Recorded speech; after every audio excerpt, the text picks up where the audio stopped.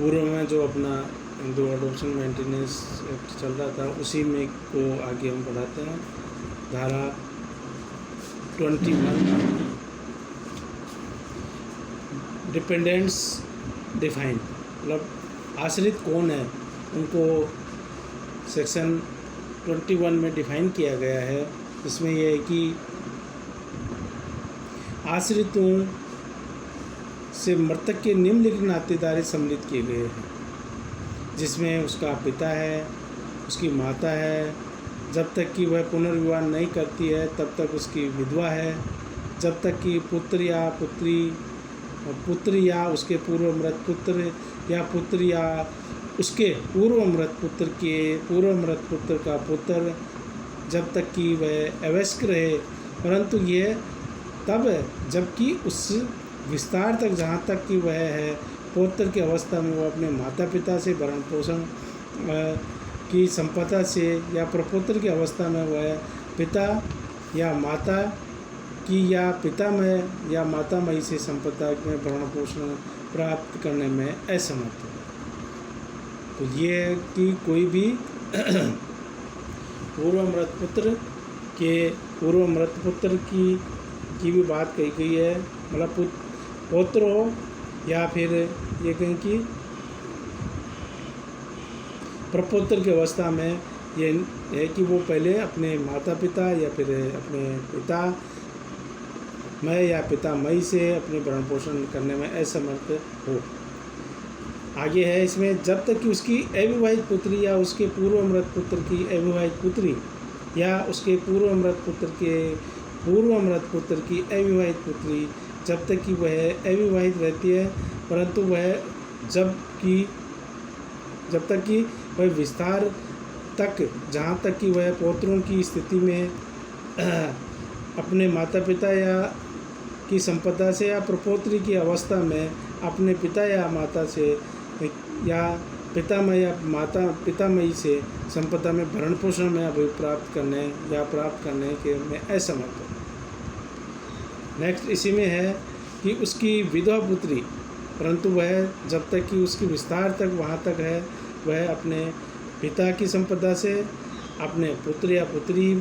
के यदि कोई हो तो उनकी संपदा से, या अपने ससुर या उनके पिता से,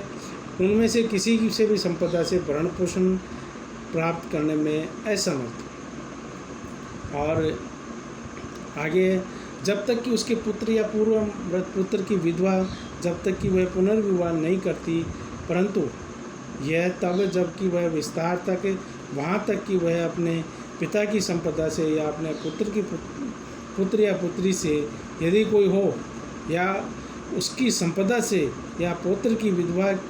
की स्थिति में अपने ससुर की संपदा में भरण पोषण प्राप्त करने में असमर्थ हो, तब तक कि उसका अवयस्क, आगे हम कह सकते हैं कि तब तक कि उसका अवयस्क पुत्र, जब तक कि वह पुत्र अवयस्क रहता है, मतलब उसका कोई जारज पुत्र है और वह अवयस्क रहता है, तब तक वह भरण पोषण का अधिकारी होगा। और लास्ट बात इसी में सेक्शन 21 में ही है, तब तक कि उसकी अवयस्क जारज पुत्री, तब तक कि वह अविवाहित रहती है। तो वो पुत्री है जो ये जारज है,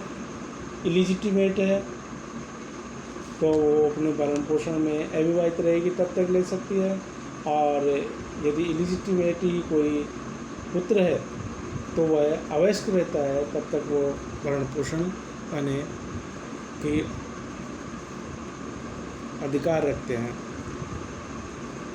अब हम सेक्शन 22 के बारे में बात करें, मेंटेनेंस ऑफ डिपेंडेंट्स। इसमें कई बातें बताई हुई है, जिसमें मृत हिंदू के दायद मृतक से दाय में अपने को प्राप्त संपदा के मृतक के आश्रितों की उपधारा 1 के उपबंधों के अधीन रहते हुए ही भरण पोषण करने के लिए बाध्य है। उसमें आगे है कि जहाँ की आश्रित ने अपने अधिनियम के प्रारंभ के पश्चात मृत हिंदू की संपदा से कोई अंश वसीयती या निर्वसीयती उत्तराधिकार द्वारा अभिप्राप्त नहीं किया है, वहाँ इस अधिनियम के उपबंधों के अधीन रहते हुए वह आश्रित उन व्यक्तियों के भरण पोषण प्राप्त करने का हकदार होगा जो कि संपदा लेता है। मतलब जिसने संपदा ली है या जिसने प्रॉपर्टी उसमें से लिया है, तो उसके जो आश्रित हैं वो उस प्रॉपर्टी में जो हिस्सा लिया है उस व्यक्ति से भरण पोषण के अधिकारी। आगे है, जो व्यक्ति संपदा लेते हैं उनमें से प्रत्येक का दायित्व अपने द्वारा ली गई संपदा के किसी अंश या भाग के मूल्य के अनुपात में होगा। ऐसा नहीं कि जो प्रॉपर्टी उसको मिली है उससे ज़्यादा उसकी लायबिलिटी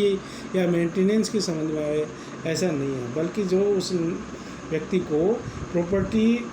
मिली है तो वो दायित्व वहाँ तक ही होगा जहाँ तक कि उसको प्रॉपर्टी में हिस्सेदारी मिली है उसी अनुपात तक हो सकता है। इसके बाद में या इससे अधिक उस व्यक्ति की जिम्मेदारी नहीं होगी।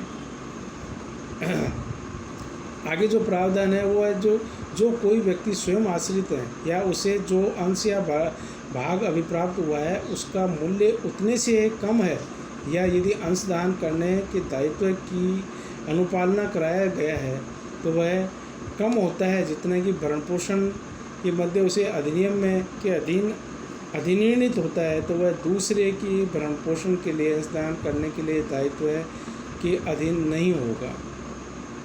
तो ये भी सेक्शन 22 के तहत व्यवस्था की गई है। अब हम सेक्शन 23 जो कि मेंटेनेंस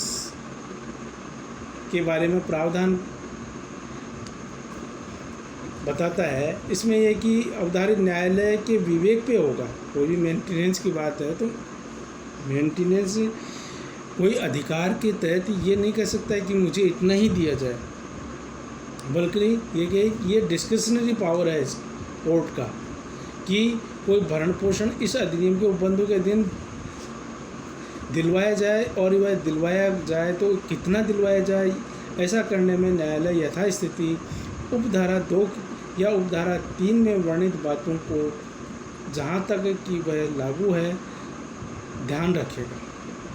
तो ये इसमें प्रावधान किया गया है कि कितना दिया जाए। और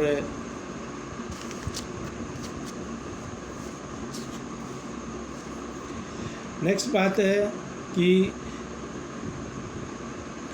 पत्नी, बालकों और वृद्धों का को यदि कोई भरण पोषण इस अधिनियम के अधीन दिलाना है हो तो उसकी रकम अवधारित करने में मतलब कितना दिया जाए, किस किस को कितना दिया जा सकता है, इसके लिए पक्षकार की क्या होगी, पहले तो उसकी स्थिति देखनी होगी, उसकी हैसियत क्या है, और दावेदार का युक्तियुक्त मांग क्या है, जो दावा कर रहे हैं जिन्होंने मेंटेनेंस की डिमांड की है उन लोगों की डिमांड क्या है, और यदि दावेदार पृथक हैं, निवास कर रहे हैं, मतलब अलग रह रहे हैं, तो इस बात का भी दावेदार का ऐसा कोई न्याय संगत है या क्यों रह रहा है इसका भी देखा जाएगा।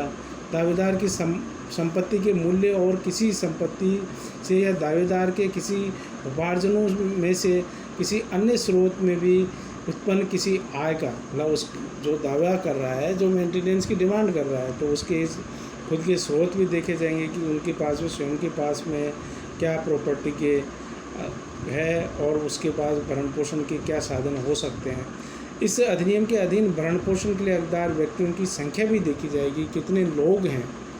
क्योंकि ज़्यादा संख्या होगी तो वो उस व्यक्ति के ऊपर ज़्यादा भार पड़ेगा। तो उस आधार पे न्यायालय अपने विवेक के आधार पे या विवेक की शक्ति पे अपना इसमें उनका तय करता है। और